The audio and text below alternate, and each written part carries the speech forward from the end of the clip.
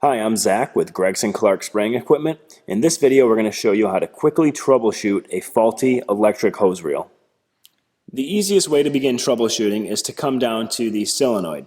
Now for this, I'm just going to use a screwdriver and I'm going to make a couple jumps, and that's going to tell me whether or not my solenoid is bad, my push button, or my reel motor. So I'm going to start off by jumping these two main terminals here. And when I make that connection, the reel motor does turn on. So that means, one, my reel motor is good, and two, that I do have power going to the solenoid.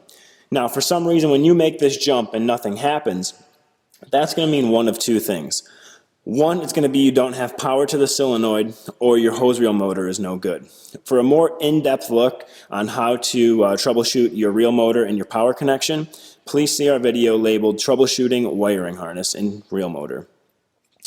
So now that we made the connection and we know that we have power and our motor's still good, we're going to want to find out if our solenoid's good and if our button's good.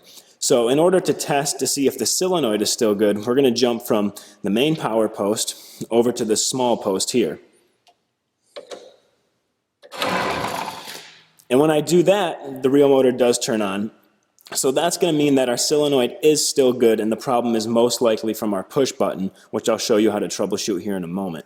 Now, if you jump this and nothing happens, but it does work when you jump the top two, that's going to mean your solenoid is no good because it's not able to make the connection inside the solenoid when you push the push button. So again, you jump this, it turns on, most likely your push button. If you jump this, nothing happens, it's going to be the solenoid. Up next, I'll show you how to troubleshoot the push button. So now that we've made our way to the push button, where it doesn't work when pushed, what we're going to do is we're going to jump the connections on the back of the button itself. This is going to tell us that we have power running to the button, but the button itself is not working. So all we're doing is jumping the two terminals on the back, just like we did on the solenoid. And you can see when I make that connection that the hose reel does wind up. So therefore, because we have power to the button, but the button doesn't work, that means that our push button is bad and that'll need to be replaced. So that was a quick demonstration on troubleshooting a faulty electric reel.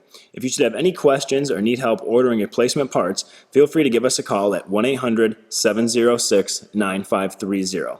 Once again, I am Zach with Gregson Clark Spraying Equipment, and thanks for watching our video today.